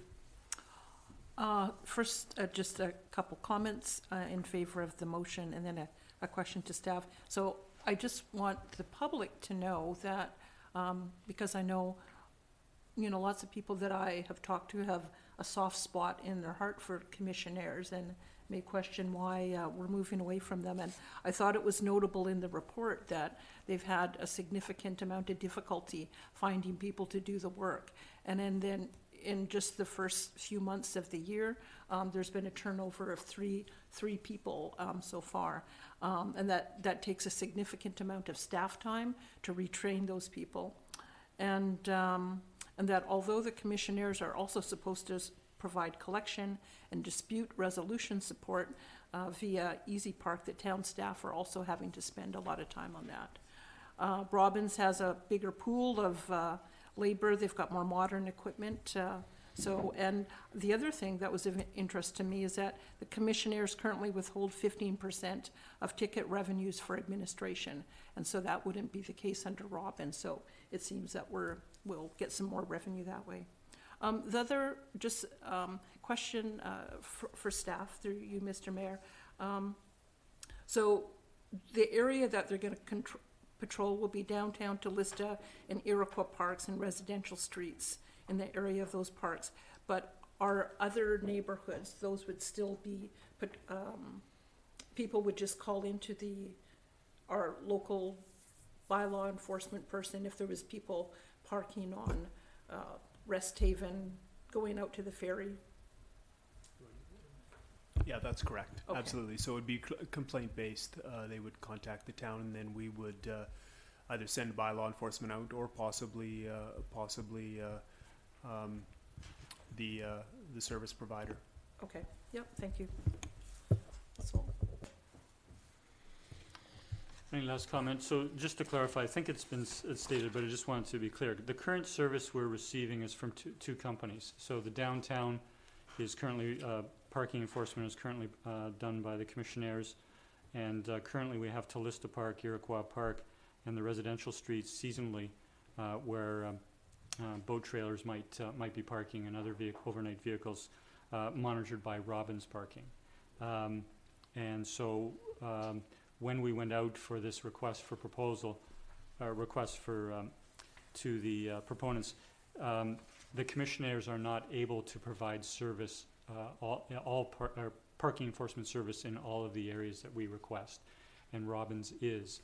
And when you compare them on an apples to apples basis for 2019 on 4 days of patrol, the cost to have the commissionaires do what they can and have Robbins do others is 18% higher than just having Robbins Park. So there is a service level component, there's some technology, but there is also that cost component. Seeing no further discussion, Councillor Rintoul. I beg your pardon, just one further clarification to staff if I can. The 4 days in the motion, Are we aware, is that 4 days out of sort of a Monday to Friday period? Does it float? Is it 4 days out of a 7-day period and it floats between days, or is it always the same 4 days so that people can figure out where they should park and shouldn't? Councillor, we refuse to disclose that information. So by clarification, I take it from that answer that they could enforce parking regulations on a Sunday? They work 7 days a week, yes, and those are the discussions we'll have with them about tweaking the service. Just the last comment, it was myself who requested in our motion back to staff originally for receiving these quotes to look at additional service 5, 6, and 7 days. And while I might have been leading towards a possible day or two of additional service, I think it comes out in the staff report that given the significant change of going from 2 service providers to 1, the difference that we'll be gaining in service level and technology, that it is beneficial to let this normalize, if you will, for a period with a single provider, and we can come back at any time. And as was also confirmed by Councillor Question, the quotes would continue through into the future. I'll now call the question. All those in favour? Motion carries unanimous. Thank you. I'll now move to item 11F. Move that the report be received for information. And this report is with regards to council meet and greet sessions. Any discussion? Councillor O'Keefe. Just wondering, will we be looking at doing those around the community, or are we planning to have them here? One thing we had talked about in the past in terms of community engagement was trying to get out more into the community, and so whether that's something that we would consider, or? I think part of the discussion, or if I covered it in my inaugural address, was in terms of increased public engagement by our council, is that we would look for specific initiatives or things occurring in our community to do that. We might consider general town halls sometime in the future, but we have 2 now. We have the Gallerin Sidewalk Town Hall that will be coming up a week tomorrow, and then we've also committed tonight to having a town hall with regards to Ray Creek in the late spring or early summer, and that I think council can continue to consider opportunities for public engagement of that nature. Any other discussion? I'll call the question. All those in favour? Motion carries unanimous. Thank you. We have no other reports. We'll move to correspondence. Item 13A, a request for installation of tactile warning surface indicators, a letter from V. Pettinger dated February 4th. I'll move the recommendation to refer to staff for a report. Second. Councillor Rintoul. Yeah, just a quick comment for the information of council and staff. I attended the Victoria Airport Authority's Community Consultative Committee meeting last week, and they actually contracted the Rick Hansen Foundation to go around and do mobility related studies, not just with respect to any particular mobility challenges, but a wide range, including for those who are visually impaired. And so I thought I'd make that reference in the event the town has not giving consideration to that sort of an in-depth assessment. Thank you.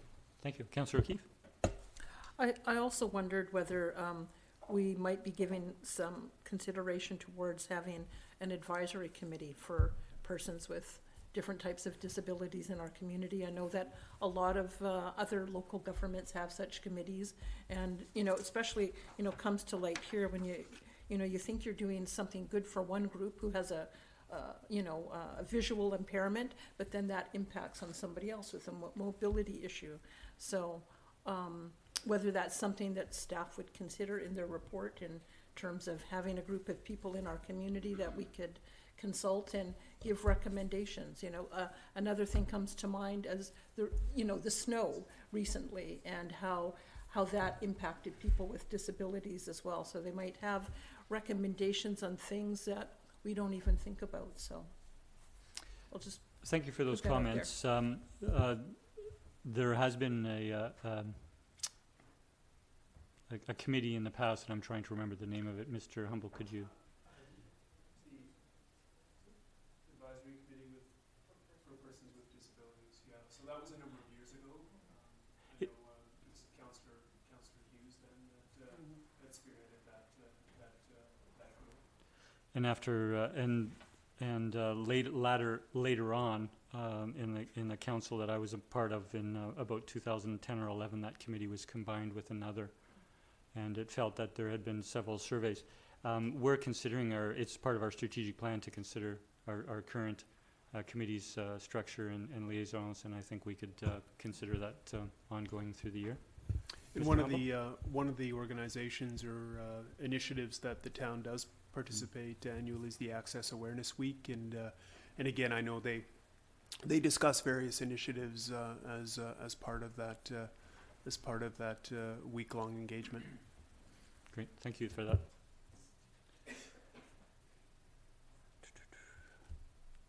Any further discussion? I'll call the question. All those in favor? Motion carries unanimous. Thank you. We'll move to item 13B, the letter of request of support regarding affordable workforce and family housing from Mr. Shell. I'll move the recommendation that we provide a general letter of support. A second. Any discussion? Again, to mention my comments at the outset, we look forward to opportunities that might come forward from the community in providing affordable housing. I'll call the question. All those in favor? Motion carries unanimous. Thank you.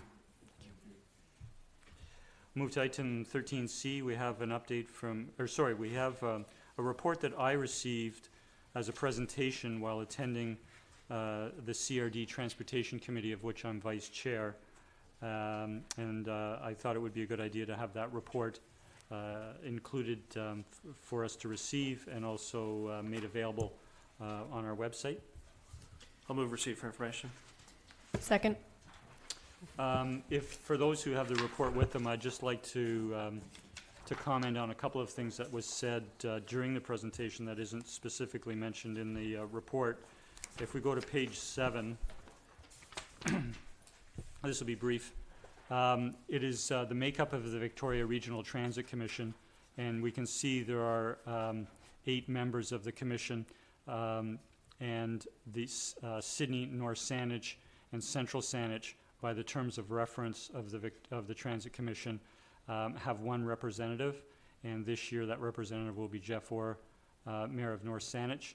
The 3 mayors on the peninsula have met, and we've agreed that we will include in our monthly meetings discussions that come out of Mayor Orr representing, and that we will certainly bring back to council information and request feedback for them to go through our representative on the peninsula. You might note, if you did the math, that the 7 municipalities in the western communities have 2 representatives, so about 1 representative for 3 of the smaller municipalities as we have on the peninsula. The next page is page 9. You won't be able to see this on your printed copy, but on the electronic copy, which is in color and also expandable, you'll see that the map to the right shows transit service on the peninsula, so coming up the Pat Bay Highway. And one of the things that I queried during the presentation was in the legend it refers to exclusive corridor and priority corridor, and currently it's a priority corridor.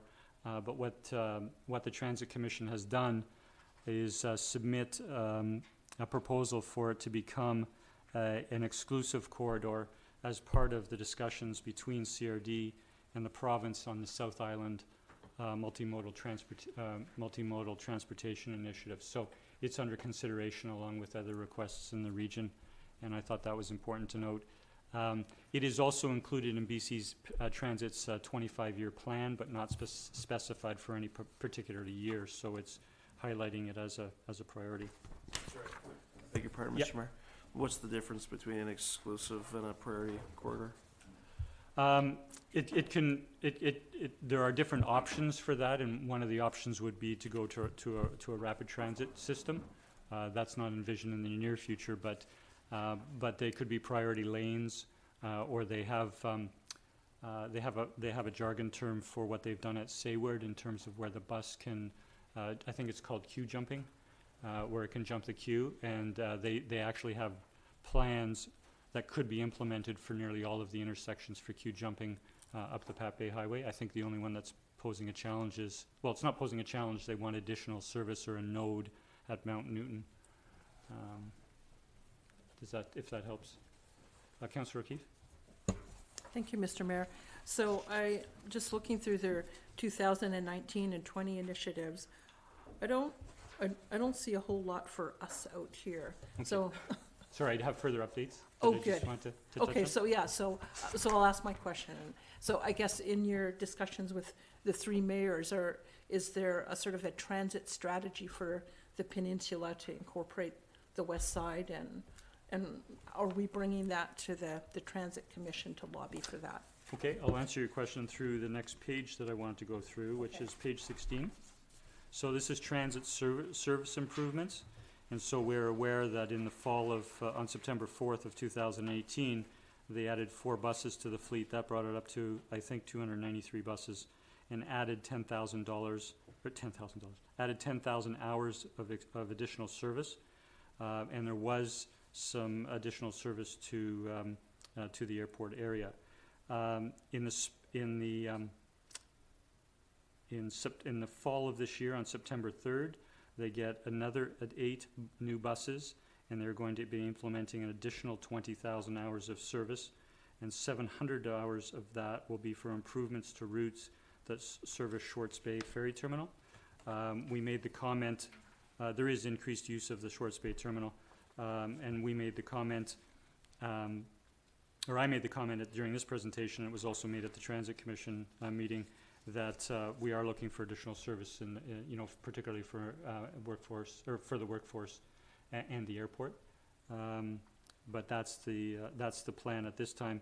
And they also mentioned the reason for these service improvements is because the province approved a 2-cent per liter gas the gas tax increase last year, and that's how the Transit Commission is applying it to increase service and increase buses. There are also other changes in terms of the fleet becoming greener and reducing greenhouse gases, but in terms of service, they were able to confirm that in 2020 they can foresee another 20,000 hours and another 8 buses. So I think it's being the squeaky wheel, if you will, on the peninsula to bring the needs of the community to the Transit Commission. I have one more slide, Okay. and then I'll make a final comment, and that's on page 17. On page 17, it talks about the local area transit plan priorities. And so what they've done, and they're doing 9 public engagement sessions over the next 2 years. And you can see in the order that is there that, unfortunately, the uptown area, which is considered 1, and the Saanich Peninsula, that is considered the 2nd, will be the last 2 of the 9 public engagement sessions planned. So they will be detailed public engagements with regards to service. That begs the question, can we do anything in terms of change of service for transit on the peninsula prior to those engagements? The answer is yes. Earlier in this report, it mentions that there's a strategic planning process for 5 years, commencing this April, and Transit Commission is still determining what the public engagement process will be for that. Okay, so I guess just follow-up comment to my original ones about service here. It's good that we're getting some extra buses and hours to the ferry, and which is sort of the normal thing, but just concerned about the west side, of course. And then I'm also looking at, on slide 18, they talk about local government plans and meetings and initiatives. And so it looks like a lot of different local governments like Souk and Saanich have active transportation plans and strategies together in terms of transportation in their areas. And so I'm wondering, in your conversations with the other mayors, is there a strategy or a plan to get our Saanich Peninsula plan together in terms of what we would like to see, so that we can put that forward to them? So in our strategic plan this year, we've highlighted transportation, and transit is one aspect of transportation. So again, this is the first time that the 3 mayors have met, on a regular basis, and we're covering a range of topics. The commission, the Victoria Transit Commission, met for the very first time about 8 days ago. So we're just at the beginning of this year. They got a late start to this year, so we're just at the beginning. And this presentation, I think, is helpful in terms of what the current service is and what the opportunities are.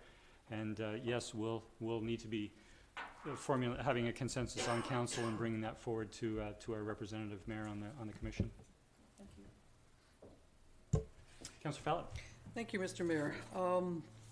I believe you were at the town hall meeting that MLA Adam Olson had, was it last summer, talking about transportation and transit.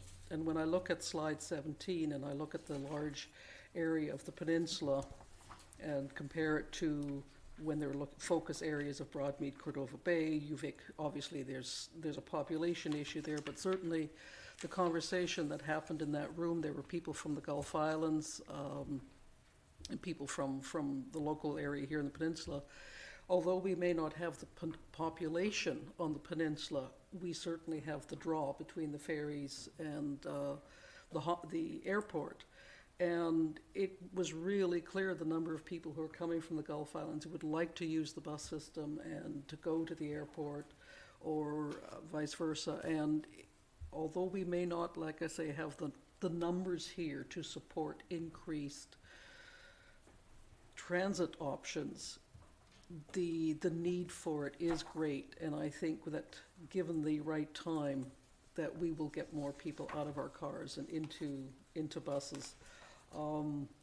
It is an important conversation that we need to have, and I think we just need to, and I'm so pleased that you're vice chair and on that committee, and we just need to keep knocking on that door and saying this needs to be addressed. Thank you for that. I won't go through them, and I can't read the page number, page 8, but it talks about Victoria Conventional Service, and it has benchmarks such as passenger trips per capita, passenger trip per service hour. These are metrics. And so these metrics are used throughout the region to, if you will, get the biggest bang for the buck. And we know how urgent the priorities are elsewhere in the region, and as I say, we have to speak with a single voice, which I think we're doing better today than we have been to move forward. Councillor Garnett?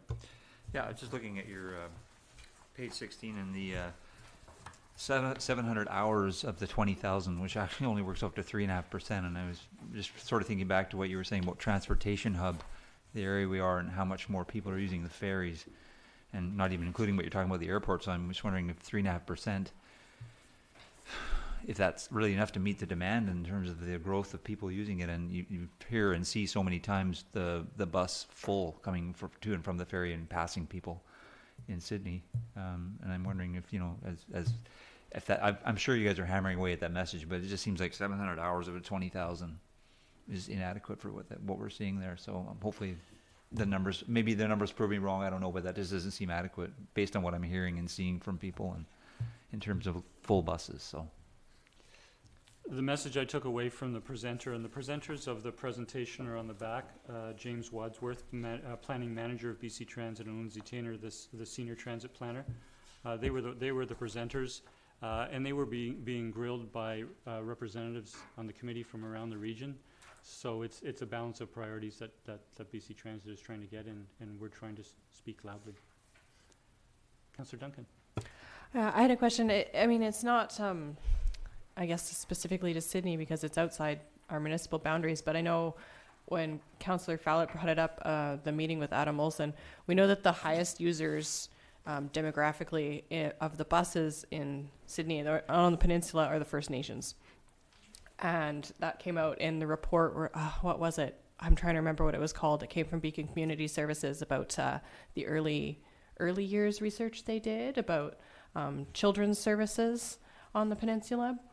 And that was their primary thing. That was actually the largest thing that residents of the reserves were saying, is that they have an enormous challenge getting anywhere because there are no sidewalks where they live, and they have no bus service. And so I'm just wondering, just for information, and if there's any way that we can help kind of collaborate, because I know that a lot of the places those First Nations people are trying to get to is into Sydney to go to the elementary school or to the Strong Start or to our healthcare services, about the smaller kind of smaller little runaround buses to help get people where they need to go, and not just the main commuter hubs down servicing the ferry terminal and the airport, and whether that had come up yet.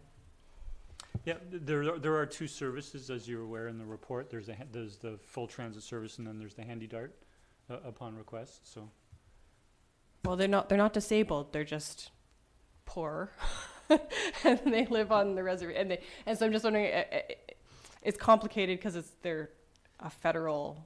The needs of the seven, Yeah, the needs of the seven First Nations in the region are considered within the transit plan. Yeah. I'll call the question. All those in favor? Motion carries unanimous. Thank you. Item 13D, Greater Victoria's bid to host the 2022 Invictus Games. We have an email from the Greater Victoria Sport Tourism Commission dated February 26th. I'll move the recommendation to provide a letter of support. Second. Discussion, Councillor Fallon. Yes, in the email it says they're not asking for a financial commitment at this time, but will be asking municipalities to contribute a maximum of $700,000 of the $39 million event budget. Do we have any kind of ballpark of what part of that 700 would be ours? No, there's no budget at this time. Okay, thank you. Any further discussion? I'll call the question. All those in favor? Motion carries unanimous. Thank you. Move to item 14, 14A. So we have three bylaws, and the first one is bylaw number 2169, the water utility rates and charges, in our report dated March 5th. Move introduction. I'll second.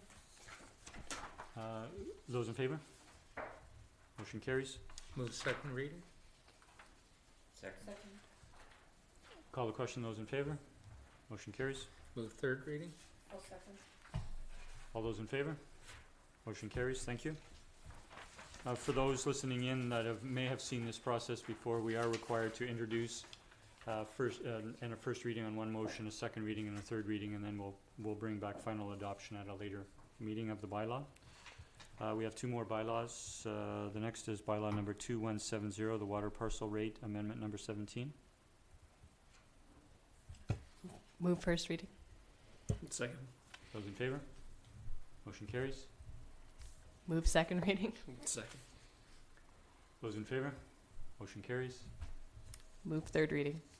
Second. Those in favor? Motion carries. And finally, we have bylaw number 2171, the sewer parcel rate amendment number 9. I'll move first reading. Second. Those in favor? Motion carries. I'll move second reading. Second. Those in favor? Motion carries. I'll move third reading. Second. Those in favor? Motion carries. Thank you. We'll move to item 15A. We have one item of new business, and that is a notice of motion that we received from Councillor Garnett at last meeting to bring forward at this meeting. I'll move the recommendation that staff be directed to consider and bring a report to council on the options and legality of assisting with tenant displacement for a development that does not require an OCP amendment, zoning amendment, or subdivision approval. Second. Discussion? I'll call the question. All those in favor? Motion carries unanimous. Thank you. And we'll move to item 16, which is our correspondence for information. Move receipt. Second. Discussion. All those in favor? Motion carries unanimous. Thank you. We have no notice of motion this evening or motion to go on camera. I request a motion to adjourn. So moved. Second. Those in favor? Motion carries. Thank you. Thank you.